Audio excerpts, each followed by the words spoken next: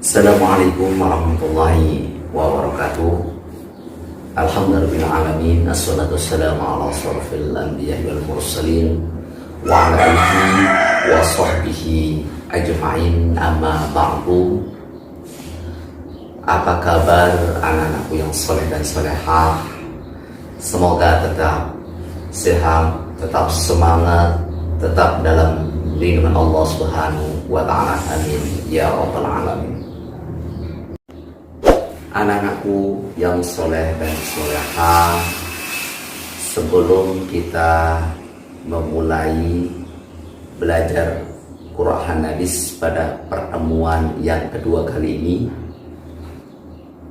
terlebih dahulu mari kita awali dengan doa, dengan harapan semoga kita tetap dalam ilmu yang barokah di sisi Allah Subhanahu wa ta'ala. Siap berdoa. Bismillahirrahmanirrahim. Rabbi syrah li sadri wa yassir li amri wahlul 'uqdatam min lisani yafqahu qawli. Rabbi zidni ilma warzuqni fahma. Amin ya rabbal alamin. Adapun tujuan pembelajaran setelah anak-anakku mengikuti pelajaran pada pertemuan kali ini, Pak Guru sangat mengharapkan anak-anakku dapat memiliki kompetensi. Di antaranya yang pertama, menerima surah At-Tin sebagai firman Allah dengan baik. Yang kedua, menjalankan sikap tanggung jawab dengan melaksanakan tugas dengan baik. Yang ketiga, memahami arti dan makna kandungan surah At-Tin. Yang keempat, mendemonstrasikan surah At-Tin dengan baik. Dan yang terakhir, mengomunikasikan surah At-Tin dengan baik. Baiklah anak-anak sekalian, materi pembahasan pada pertemuan yang kedua kali ini adalah tentang surah At-Tin. Adapun ringkasan materi tentang surah At-Tin adalah: yang pertama, membaca surah At-Tin. Yang kedua, menghafal surah At-Tin. Yang kedua, mengartikan surah At-Tin. Yang ketiga, menghafal surah At-Tin. Dan yang terakhir, memahami kandungan surah At-Tin. Baiklah anak-anakku sekalian, yang pertama adalah membaca surah At-Tin. Untuk lebih jelasnya, mari kita sama-sama dengarkan bacaan surah At-Tin berikut ini. Bismillahirrahmanirrahim. Wattini wazzaitun wa turi sinin wa hadzal baladil amin. Laqad khalaqnal insana fi ahsani taqwim. ثم رددناه أسفل سافلين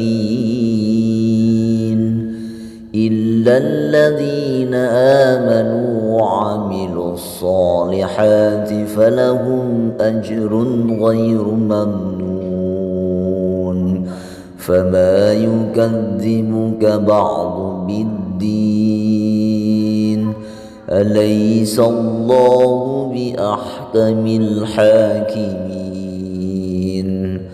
Sadaqallahul azim. Itulah tadi bunyi surah At-Tin. Yang kedua, mengartikan surah At-Tin. Untuk lebih jelasnya, mari kita simak terjemahan surah At-Tin berikut ini. Dengan menyebut asmamu yang maha pengasih lagi maha penyayang. Demi buah tin dan buah zaitun, dan demi bukit Sinai, dan demi kota ini yang aman. Sesungguhnya kami telah menciptakan manusia dalam bentuk yang sebaik-baiknya. Kemudian kami kembalikan dia ke tempat yang serendah-rendahnya. Kecuali orang-orang yang beriman dan mengerjakan amal soleh, maka bagi mereka pahala yang tiada putus-putusnya. Maka, apakah yang menyebabkan kamu mendustakan pembalasan sesudah itu? Bukankah Allah Hakim yang seadil-adilnya? Maha benar Allah dengan segala firman-Nya. Itulah tadi terjemahan surah At-Tin.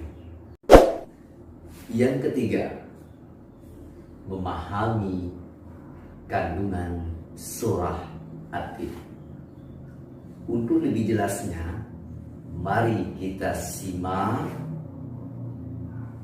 ulasan berikut ini. Berikut kandungan surah At-Tin. Surah At-Tin ayat 1 menjelaskan mengenai buah tin dan buah zaitun. Buah tin banyak terdapat di Damaskus. Buah tin banyak manfaatnya, seperti digunakan sebagai obat.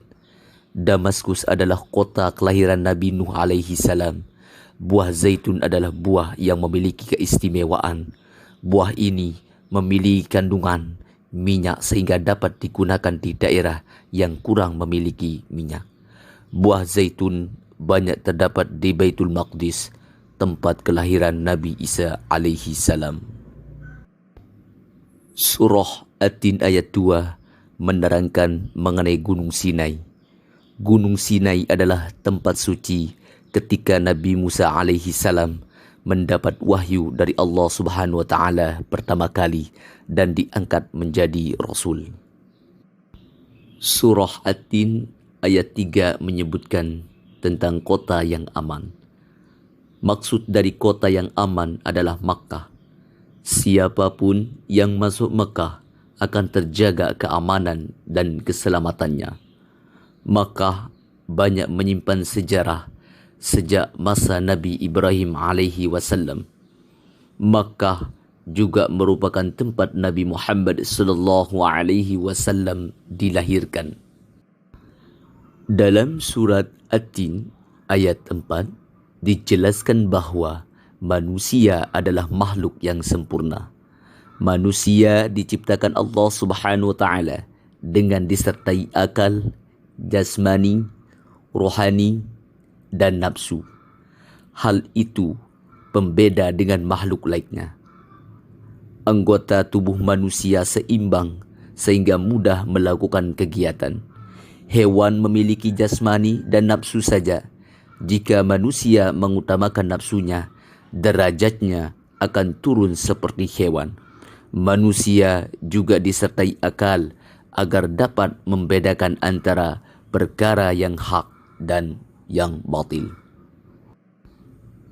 Surah At-Tin ayat 5 menyebutkan bahwa Allah akan mengembalikan manusia ke tempat serendah-rendahnya, yaitu neraka apabila ia keluar dari aturan Allah Subhanahu wa taala dan Rasulnya.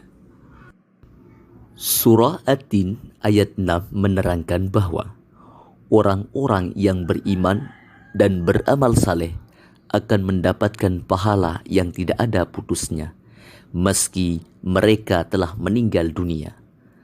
Amalan yang tidak akan terputus meski telah meninggal dunia adalah sedekah jariah, ilmu yang bermanfaat, dan doa anak yang soleh bagi orang tuanya. Dalam surah At-Tin ayat 7 dijelaskan bahawa kelak akan ada hari pembalasan terhadap amal perbuatan manusia. Manusia dilarang meragukannya karena banyak bukti yang telah Allah Subhanahu wa taala tunjukkan.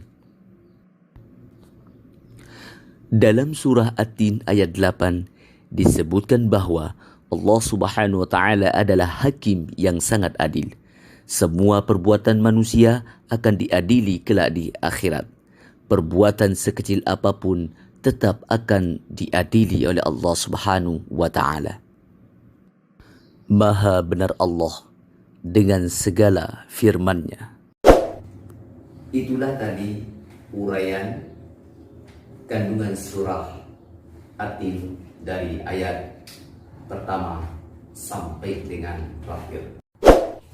Sebelum kita mengakhiri pembelajaran pada pertemuan kali ini, barangkali ada di antara anak-anakku yang belum memahami, silakan bisa bertanya.